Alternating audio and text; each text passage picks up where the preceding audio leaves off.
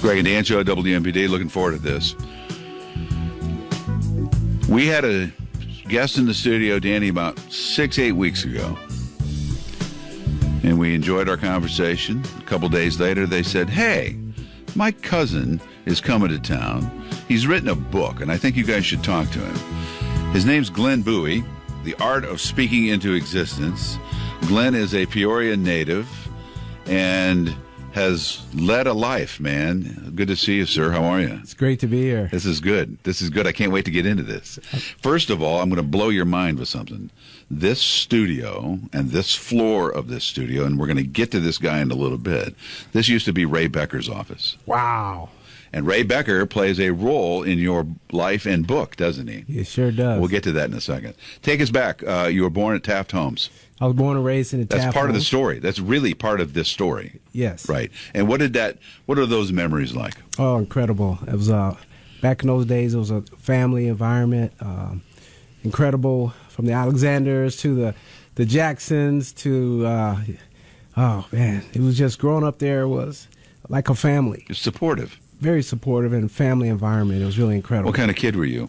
Because right now you're very energetic. You're very, you're right present. You're present. But were you that kid when you were little? I was quiet. Really? Quiet, shy. Like to sit back and listen. I learned more by listening than by speaking. There's part of that in the book about listening to some older people. I think you were watching somebody play cards or something, weren't you? That was my father. Your father, yeah. And they were like, "Why is that kid looking at us? He's so quiet. Does he talk?" And my dad said, "Yeah." He doesn't talk a lot, but I guarantee he's listening to everything you're saying. So I became a good listener. And then you moved out of Taft Homes. Your mother raised you and your siblings, right?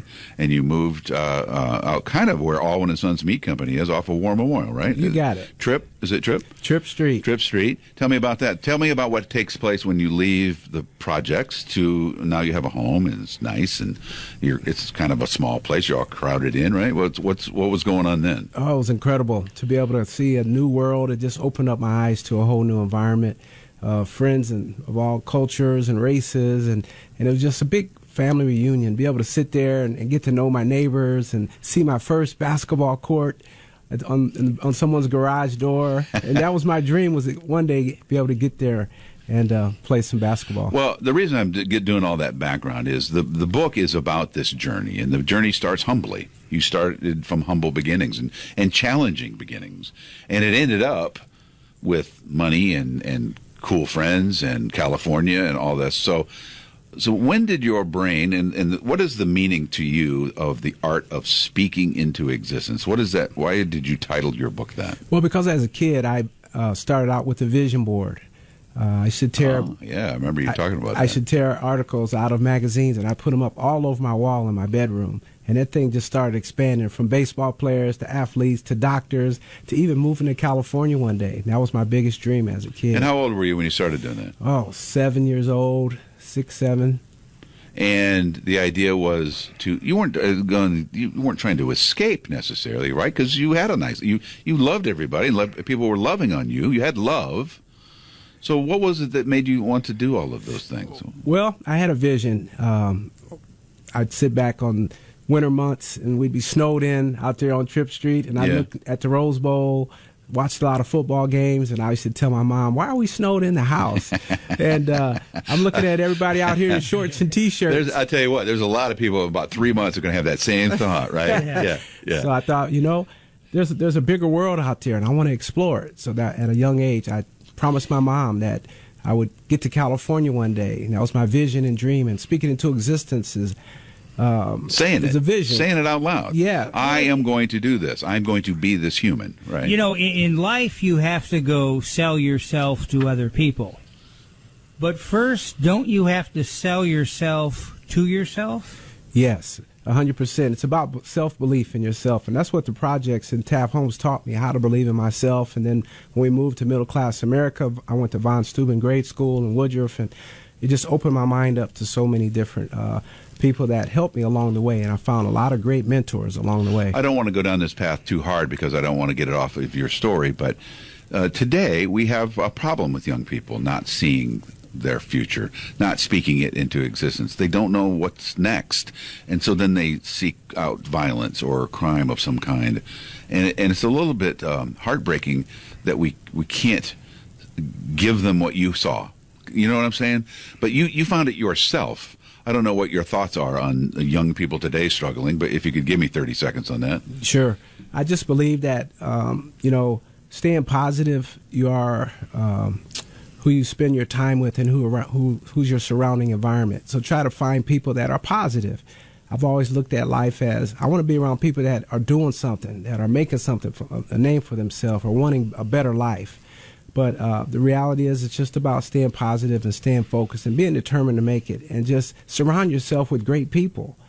And that's what I learned, because my father was an alcoholic, and he wasn't around as a kid. So I had to look for mentors and people that inspired me and motivated me. And I used articles in magazines. And I used to find them, yeah, to put them up and visualize myself living that dream and living that life. Well, but there's more and more noise of people saying, well, you're this, so you can't. It's stacked against you. There's no way. And I think a lot of people buy into that, and you didn't. You kept your vision alive. Why? Because I knew that we all fall down in life, and that life's about getting back up and keep running the race of life. I knew that there was bigger goals and bigger plans for my life, and I just believed that giving back and making a difference in the life of someone else really put me on that path, that I could show others that if I can make it, you can make it too. Danny, I don't know that I told you this story, but in the book on Home on Tripp Street, often, I believe it was there, that you would find yourself surrounded by Bradley basketball players who your mother was hosting for dinner or something, right? Tell me about that. Oh, incredible. When we were in the Taft Homes, my mom actually... Was it the Homes? Really? Okay. It started there. Yeah. It started at the Taft Homes. My mom worked at WPEO Radio. I saw that. For about a year. Yeah. And she would invite Chet Walker and all these great basketball players out of Bradley over to the house, and I was form of entertainment. My sister and I had to dance. Oh, my God. She'd say, come on down and dance for us. And so we danced and had a great time, and they'd give us 50 cents or, my gosh. And my mom would make us give the money back. She said, you don't take money from people. You do it out of the goodness of your heart. Man. Your mom is a special person, right? Yes. Let's credit Mom on that one, on all of it, right? She's your first mentor, but then you had others, and I want to skip around a little bit.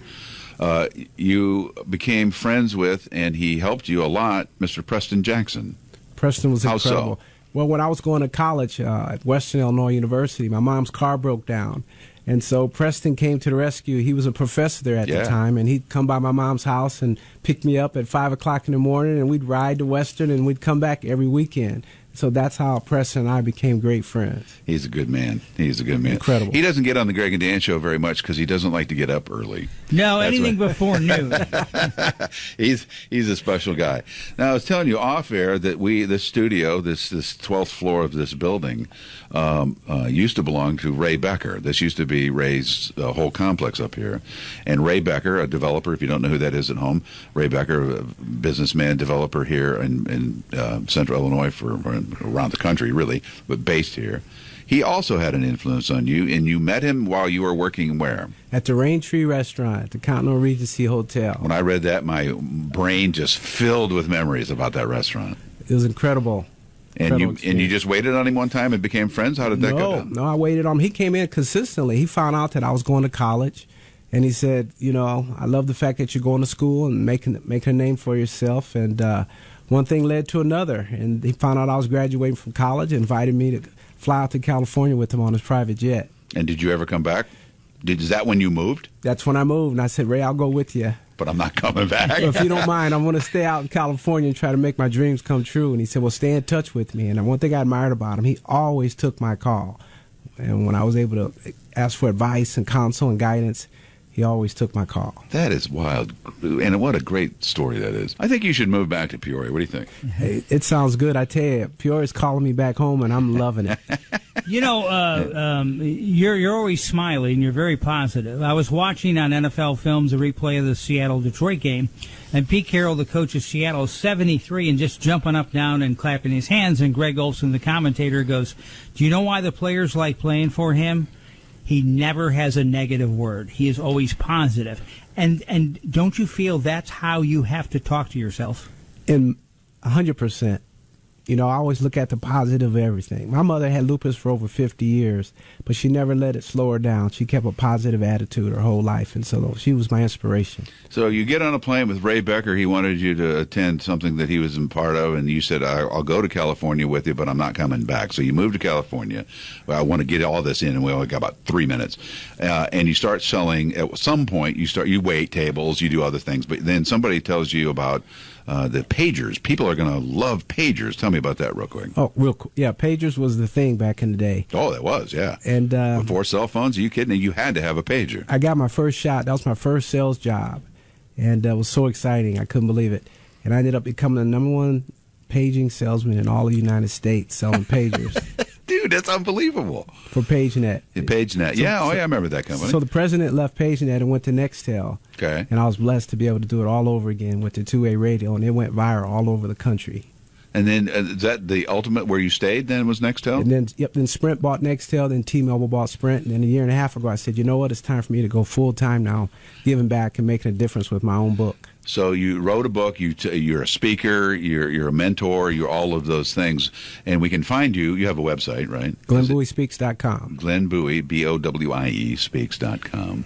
And what brought you back to Peoria, besides, I know, being on this show? I'm not going to kid ourselves that that's not the reason you came back to Peoria. You were coming anyway, the museum and all. But are you really trying to reconnect back here with roots and things? Definitely. You got a lot of friends. Marcella Somerville is a cousin of yours. Got a lot of friends here. Right. My daughter, Sherry Lamise, here in town, and so I'm really excited about giving back. And I want to make an impact here, either through presenting my sales presentation I'm presenting around the country called Rise to the Top. I'm teaching people how to become a top sales producer, and also giving back. I know you wanted to shout out to your other cousin that's actually Darius. The reason you're here. Darius Donaldson's the one. If it wasn't for him, he made it all happen with the museum and also me being here today. And I just want to send a shout out to Darius. Thank you. He's a good guy. We met him a few weeks back. So tomorrow, real quick, I know that's tough to do in a short amount of time. One sentence that describes your sales approach, this book, and the message you want to bring to people. The message is that look to be of service to others. But in order to do that, you must be in action to make something happen. And look at life with an open mind and an open heart and spread love. Because if you can spread love to each individual, then it will make the world a better place. We like to end on love. We're going to end it with this song, our producer, Caleb. This is our love song on the way out.